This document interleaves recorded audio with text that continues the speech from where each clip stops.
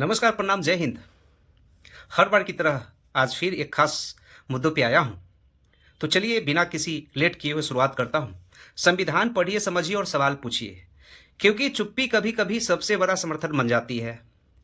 और सबसे पहले, सत्ता सत्ता की जो शक्ति होती है वो जनता का विवेक होता है। ये बात हमेशा हम लोग को याद रहनी चाहिए। तो चलिए शुरुआत करते हैं। आज बहुत बहुत नारे लगाए जाते हैं, बहुत बहुत बड़ा जो है ना नैरेटिव फैलाई जा रही है।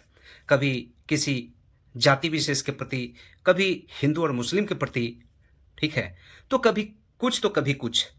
क्या हम लोगों को मेन मुद्दे से ऐसे ऐसे चीज़ों को बीच में ला करके कहीं सरकार के द्वारा या सत्ताधारी के द्वारा बहकाने का ये बहुत बड़ा साजिश तो नहीं है?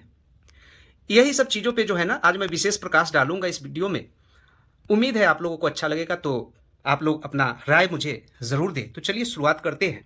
आज सबसे बड़ी जो प्रॉब्लम है, अगर हिंदू समाज टूटे, अगर संविधान की भावना कुचली जाए, तो क्या सिर्फ ममता बनर्जी जैसे और किसी भी पार्टी के पर्टिकुलर नेता को दोष देना ईमानदारी है? आज बात बीजेपी, टीएमसी या कांग्रेस की नहीं, आज बात भारत के संविधान की है। आज देश की राजनीति ऐसे मोड़ पे खड़ी है जहां पर सवाल केवल सत्ता का नहीं बल्कि संविधान की आत्मा का है। एक और सत्ताधारी दल द्वारा यह कहा जाता है कि पश्चिम बंगाल में ममता बनर्जी के द्वारा या उनकी सरकार किसी एक समुदाय विशेष के पक्ष में कार्य कर रही है। यह आरोप गंभीर है और इन पर संवैधानिक प्रतिक्रिया के अंतर्गत बहस होनी भी चाहिए। लेकिन दूसरी ओर जब केंद्र की सत्ता में बैठी Bharatiya Janata party UGC act जैसे नीतिगत कदमों के माध्यम से शिक्षा और सामाजिक ढांचों में एक ऐसे प्रावधान लाती है जो समाज को जातिगत खांचों में बांटने की आशंका पैदा करती है, तो यह प्रश्न उठाना स्वाभाविक है। क्या यह कदम संविधान के अनुच्छेद 14 और 15 की भावना के अनुरूप है?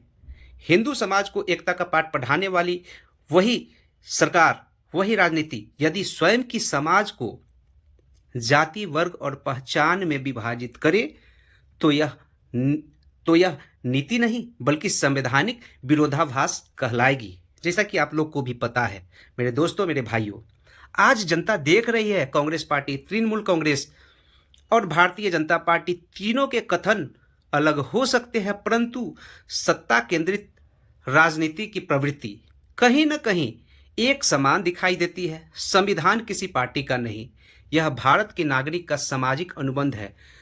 क्योंकि जो भी सरकार राज्य में हो या केंद्र में हो, यदि संविधान के मूल के भावना से हटकर समाज को तोड़ने का कार्य करती है या कोई भी ऐसा कानून लागू करती है जिससे समाज में जो है बिखराव पैदा हो, तो उसे लोकतांत्रिक प्रश्नों का सामना करना ही पड़ेगा और लोगों को प्रश्न करना भी चाहिए। आज सबसे बड़ी दिक्कत क्या है ना कि सिर्फ हम लोग वोट देते हैं लेकिन प्रश्न नहीं करते हैं, हम लोग आंदोलन पे नहीं उतरते हैं। इसलिए कभी कोई समाज अकेला पड़ता है, कभी कोई परिवार अकेला पड़ता है और इसी का फायदा ये लोग उठाते आ रहे हैं। अब निर्णय जनता को करना है कि राजनीति के नारों पर नहीं बल्कि संवैधानिक कसौटी पर, क्योंकि लोकतंत्र में सबसे बड़ी शक्ति सत्ता नहीं, जनता का विवेक होता है।